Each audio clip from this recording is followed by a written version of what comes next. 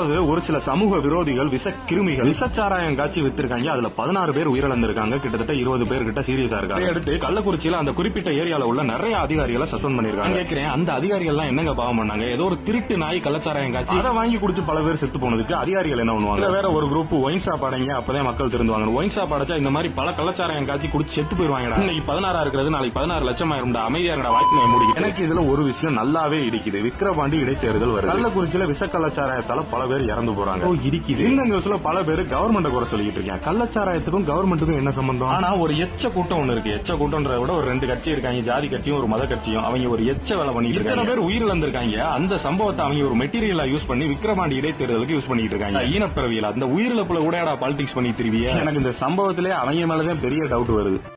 1000 பேரை பாத்துருக்கிறேன். ஆனா உன்ன மாதிரி ஒரு டுபாக்கூரை நான் பார்த்ததே இல்ல. ஏன் டுபாக்கூருங்கிற? சிம்மு என் கையில இருக்குது. இந்த ஓட்டு ஓட்டுற